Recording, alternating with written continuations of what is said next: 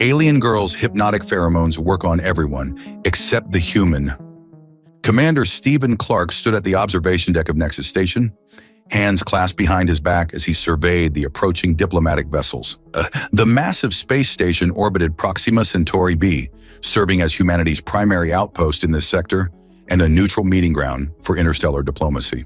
"Sir, the Emeraldian delegation will dock in approximately 15 minutes, Lieutenant Parker informed him, tablet in hand. "The Galactic Council representatives are already in the reception hall." Stephen nodded, his expression betraying nothing. "And our security protocols?" "All in place, sir, though I must remind you that the Emeraldians specifically requested minimal security presence during the negotiations." "Request noted and ignored," Stephen replied with a slight smirk. "This station operates under human protocols. They can adapt." At 42, Stephen Clark was the picture of military discipline.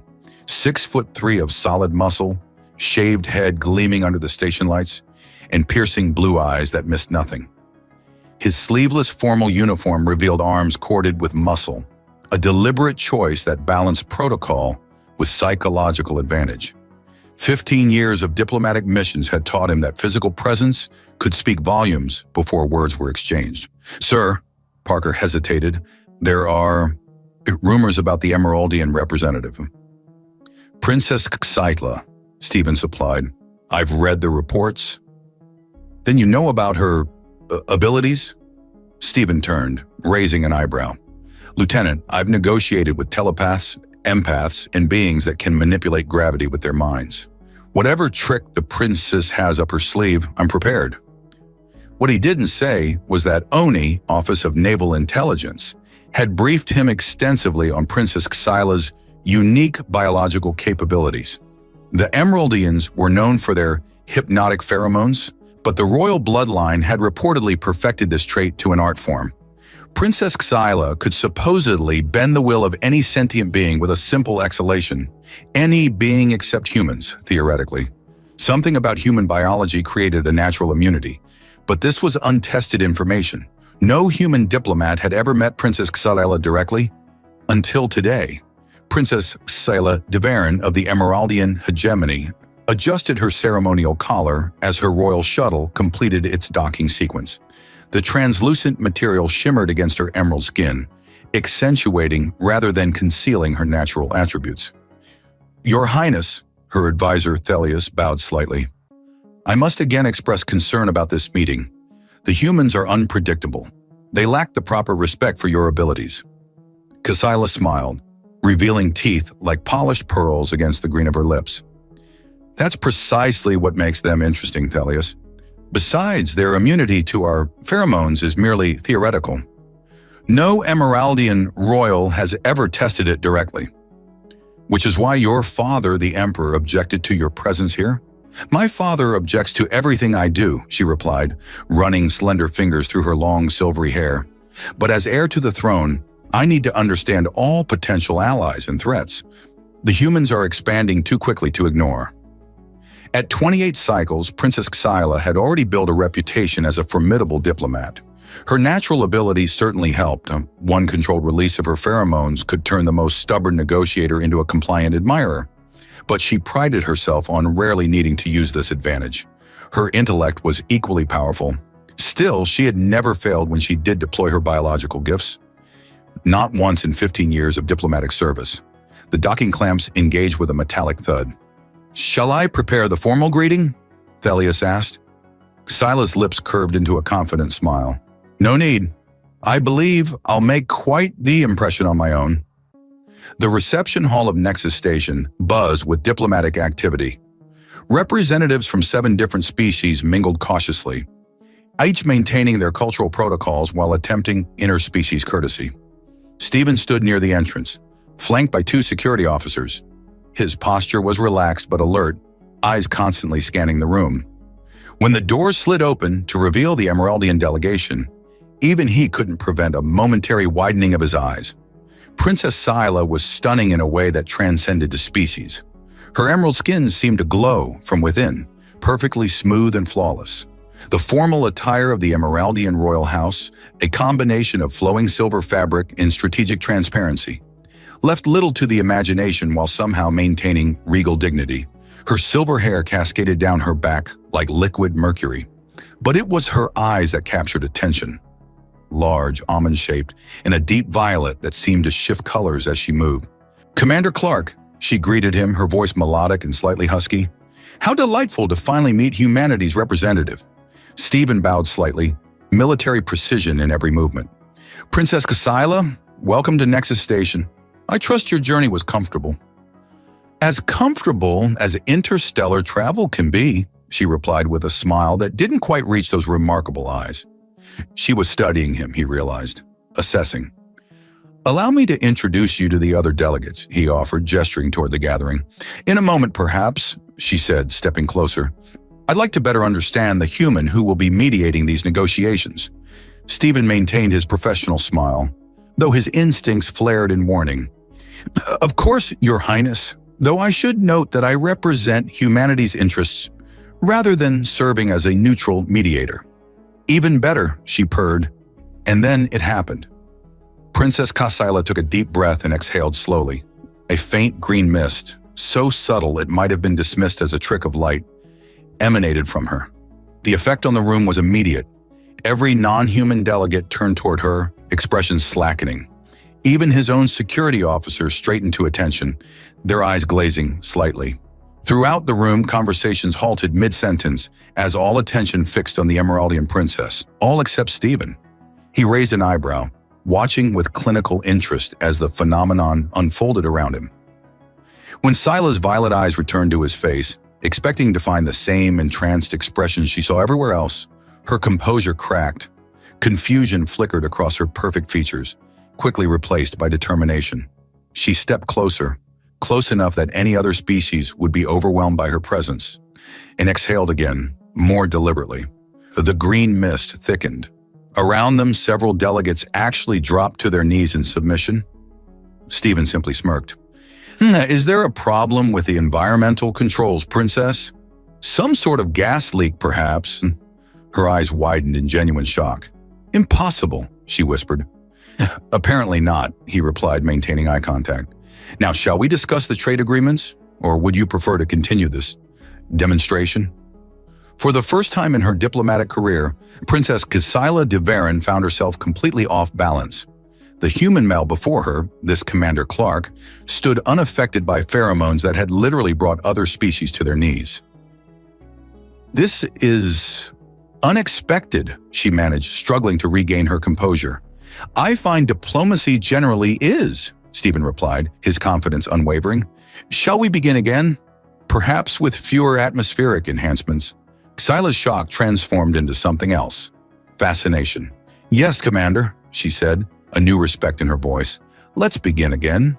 Xyla paced her private quarters aboard Nexus Station, her silver hair swishing with each sharp turn. The diplomatic reception had concluded hours ago, yet her mind remained fixated on Commander Clark's inexplicable immunity. "It's simply not possible," she muttered, stopping to examine her reflection in the polished surface of the viewport. Her emerald skin glowed with agitation. "No species has ever resisted royal pheromones." Thelius stood near the door, his own green complexion paler with concern. "Perhaps the human has some artificial protection? A chemical countermeasure?" "I would have detected it," Xyla replied, tapping her slender fingers against the viewport. "My senses are attuned to such deceptions." She turned abruptly, decision made. "Arrange a private meeting with Commander Clark. Claim it's to discuss the mineral rights clause." "Your Highness?" Thelius hesitated. "Is that wise? If he truly is immune, then I need to understand why," she cut him off. "This could change everything we thought we knew about humans." Thelius bowed slightly, but his expression remained troubled. "As you wish, but I must inform your father of this anomaly." Xyla's violet eyes narrowed. "The Emperor need not concern himself with diplomatic minutiae. With respect, Princess, a species immune to our primary advantage is hardly minutiae." Thelius straightened his posture. "The security implications alone—" "Very well," she conceded with obvious reluctance, "but emphasize that I'm handling the situation. The last thing we need is my father overreacting and sending the Royal Guard." After Thelius departed, Scylla moved to her personal console and accessed the station's database on human physiology. The information was frustratingly limited. Humans were notoriously protective of their biological data. What she did find intrigued her further. Human olfactory systems were relatively primitive compared to most spacefaring species. Their brains processed chemical signals differently, and most interestingly, their mating behaviors were uniquely complex, combining biological imperatives with elaborate social rituals. Fascinating, she murmured, lingering on an anatomical diagram. Despite their external similarities to Emeraldians, humans were fundamentally different on a cellular level. Perhaps their immunity wasn't so surprising after all. What was surprising was her own reaction to Commander Clark. She'd encountered resistance before. Some species required higher pheromone concentrations than others, but never complete immunity. The challenge he presented was stimulating in ways she hadn't anticipated. Her console chimed with a notification. Commander Clark had accepted her request for a private meeting, scheduled for 0900 station time. Scylla smiled to herself. Tomorrow would be illuminating. In his own quarters, Stephen reviewed the security footage from the reception. The green mist was barely visible on camera, but the effects were unmistakable. Every non-human in the room simultaneously entranced. Computer, forward report to ONI with priority classification, he instructed. Confirmation of Emeraldian pheromone capabilities as described in Intelligence Briefing Alpha 7-3. The computer acknowledged with a soft chime. Stephen leaned back in his chair, considering his next move. Princess Xyla's request for a private meeting was transparent in its motives, but potentially useful. The Emeraldian hegemony controlled access to rare minerals essential for FTL drive components. Securing favorable terms was his primary mission. Her fascination with his immunity could be leveraged. His comm unit buzzed with an incoming transmission. Encrypted ONI priority channel. Clark here, he answered. Admiral Jensen's weathered face appeared on screen. Commander, your preliminary report is concerning. The Emeraldians' abilities are more potent than we anticipated. Yes, sir, but our immunity hypothesis appears correct. For now, Jensen replied grimly. But we can't assume it's universal to all humans or permanent. Your continued resistance is crucial to these negotiations. Stephen nodded. Understood, sir. There's more, Jensen continued. We've intercepted communications from the Emeraldian delegation. Their advisor is reporting your immunity directly to Emperor Deverin. Expected, Stephen replied. Princess Gisela mentioned her father's protective tendencies. Protective is an understatement, Jensen snorted. Deverin has eliminated political rivals for merely looking at his daughter inappropriately. A human immune to her control may be perceived as a threat. Or an opportunity, Stephen countered. The princess seems more intrigued than alarmed. Jensen's eyes narrowed. Be careful, Commander. Your psychological profile indicates susceptibility to strong-willed women. Don't let conventional attraction cloud your judgment where pheromones fail. Stephen stiffened slightly. My personal history won't interfere with the mission, sir. See that it doesn't. Jensen out. The screen went dark, leaving Stephen with an uncomfortable realization. Jensen wasn't wrong. He did find the princess attractive, and not just physically. Her quick adaptation to his immunity, the sharp intelligence behind those violet eyes. These qualities appealed to him on a level no pheromone could reach. Dangerous territory for a diplomatic mission of this importance. The next morning, Scylla prepared meticulously for her meeting with Commander Clark. She selected a formal but flattering ensemble, a form-fitting dress in deep purple that complemented her skin tone, with strategic cutouts that revealed glimpses of emerald flesh without being overtly provocative. For this encounter, she would rely on more traditional methods of persuasion.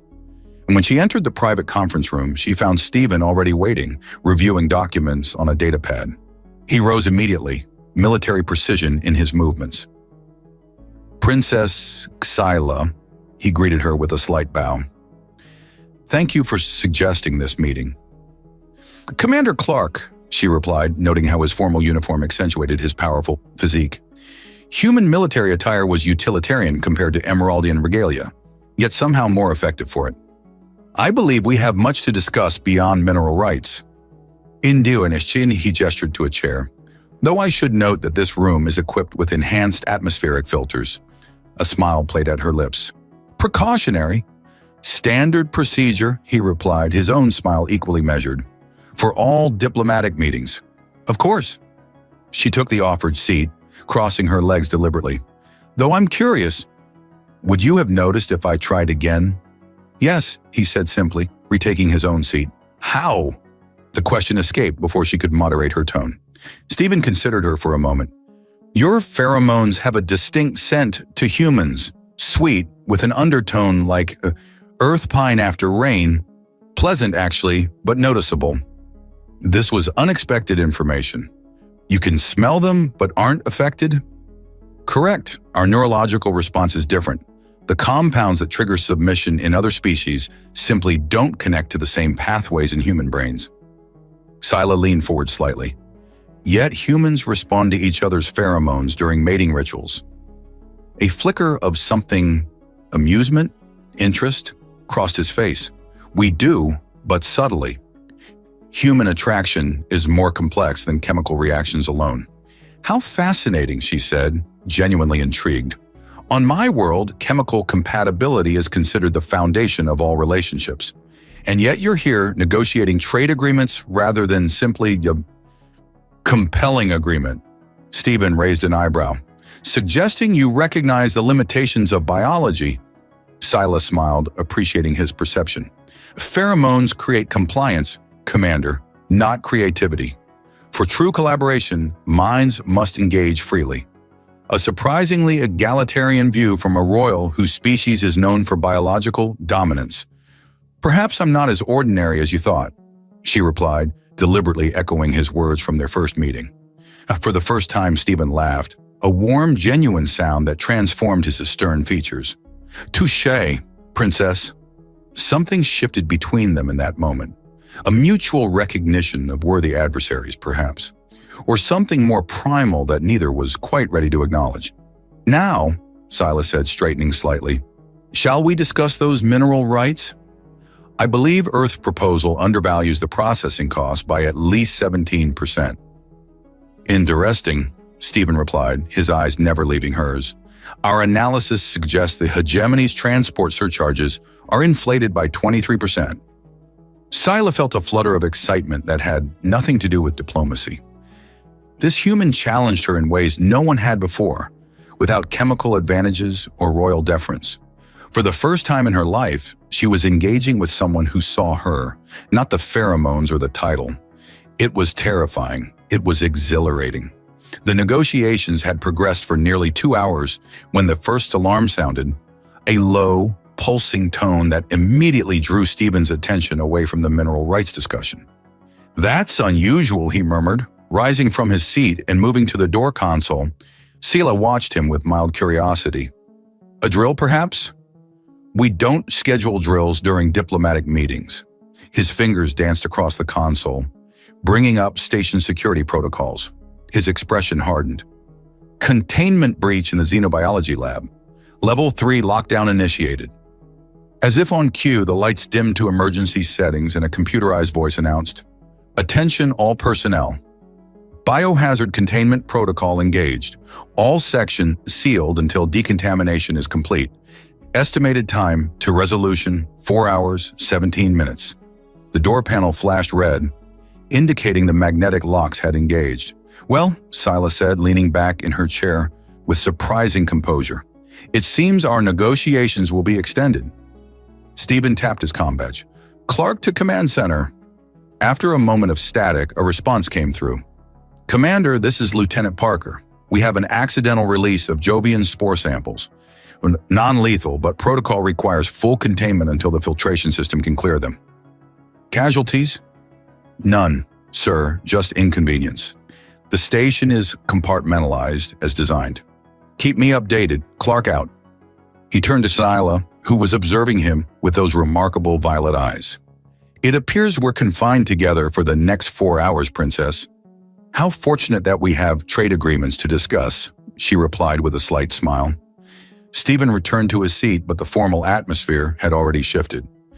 Being locked in a room together created an intimacy that diplomatic protocol couldn't quite contain. Perhaps we could use this time for something more productive than haggling over percentages, Silas suggested after a moment. Stephen raised an eyebrow. What did you have in mind? Cultural exchange, she said simply. I find myself curious about humans beyond what our databases provide. And given your immunity to my natural advantages, you represent a unique opportunity for unbiased insight. Fair enough, Stephen agreed, relaxing slightly. What would you like to know? Xyla considered for a moment. Your mating rituals, they're remarkably complex compared to most species. Stephen nearly choked on the water he'd been drinking. That's direct. Have I violated a taboo? She asked, genuinely concerned. Emeraldians discuss reproductive biology quite openly. Not a taboo exactly, he recovered, setting down his glass. Just unexpected as a diplomatic conversation topic. Forgive me, she said, though her expression suggested more amusement than contrition. On my world, understanding reproductive compatibility is considered fundamental to any potential alliance. Stephen blinked.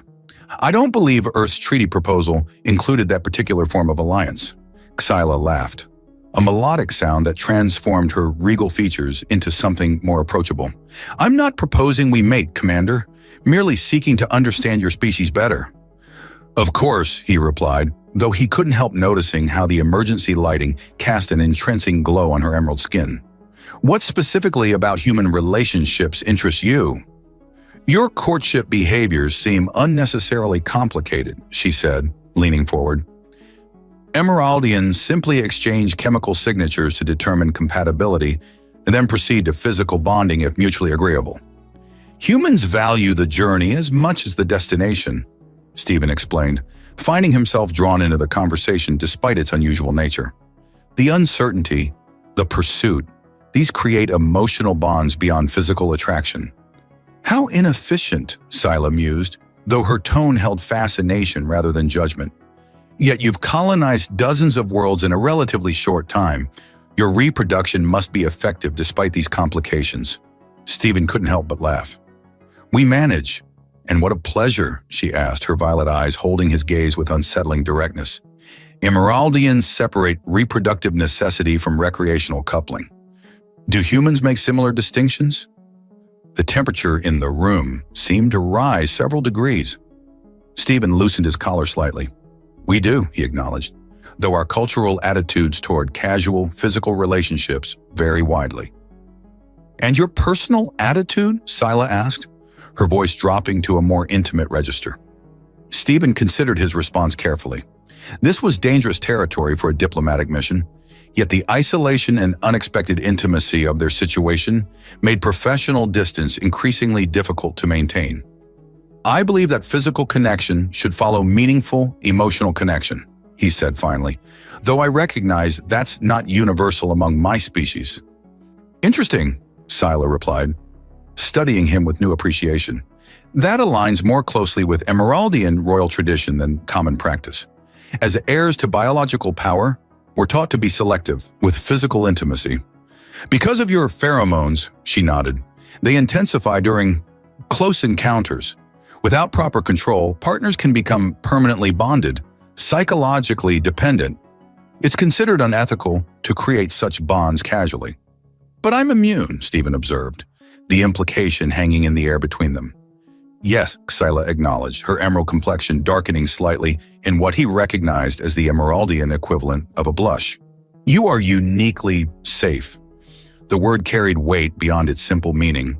For someone who had lived her entire life cautious of her own biological impact on others, the freedom his immunity represented must be profound. That must be a rare experience for you, he said softly. You cannot imagine, she replied, her usual composure slipping to reveal genuine vulnerability. To interact without constantly monitoring my chemical output, without worrying about unintentional influence, it's liberating. Stephen found himself moved by her confession. Is that why you requested this private meeting? To experience conversation without your pheromones affecting the outcome? Partly, she admitted, though I was also genuinely curious about your immunity. No one has ever simply seen me before. Just Saleh, not the princess, not the pheromones. The honesty of her response created a shift in the atmosphere between them. What had begun as diplomatic maneuvering had transformed into something more authentic. "And what do you think of being seen?" he asked. Scylla rose from her chair and moved to the viewport, gazing out at the stars. "It's terrifying," she confessed, "and exhilarating, like standing at a precipice, knowing you could fall, but choosing to remain there anyway." Stephen joined her at the viewport, careful to maintain a respectful distance while still close enough to continue their conversation privately. "That's not so different from how humans approach relationships," he observed. "The vulnerability, the risk. They're part of what makes the connection meaningful." She turned to face him, and in the starlight, her beauty transcended species. "Is that what's happening here, Commander? Are we forming a connection?" The professional part of Stephen's mind warned him to retreat, to re-establish diplomatic boundaries. Admiral Jensen's warning echoed in his thoughts. But standing there, seeing the genuine curiosity and tentative hope in her expression, he couldn't bring himself to deny the truth. "I believe we might be," he acknowledged quietly. Scylla stepped closer, close enough that he could detect the subtle, sweet scent of her natural pheromones, pleasant but powerless over his human physiology. "Among my people," she said softly, "physical touch is how we confirm connections beyond chemical compatibility." She slowly extended her hand, palm up, a gesture of invitation rather than demand. Stephen knew he stood at a crossroads. Taking her hand would acknowledge something beyond diplomacy, beyond their official roles. It would be a personal choice, uninfluenced by her pheromones, based solely on the genuine connection forming between them. He placed his hand in hers. The simple contact sent an unexpected current through him, not alien pheromones, but the basic human response to desired touch. Her skin was warmer than human temperature, silky smooth against his calloused palm. "Your heart rate has increased," she observed, her sensitive fingers detecting the pulse at his wrist. "As has mine. Perhaps our biologies aren't so incompatible after all." The moment between Scylla and Stephen deepened as they stood by the viewport, hands still joined, the stars bearing silent witness to their unexpected connection. The diplomatic pretense had fallen away, leaving two beings from vastly different worlds discovering something elemental between them. "Your temperature is fascinating," Scylla murmured, her slender fingers exploring the contours of his hand. "Cooler than mine, yet somehow warming." Stephen found himself entranced by the subtle differences in her physiology, the slight luminescence of her emerald skin, the way her silver hair seemed to capture and reflect starlight. "Emeraldian biology maintains a higher baseline temperature, doesn't it?" "Yes," she confirmed, moving imperceptibly closer. "Our metabolic rate is approximately 20% faster than yours. It's why we appear to glow slightly to human eyes, excess energy radiating as visible light." "It's beautiful," he admitted, the words escaping before diplomatic caution could intervene.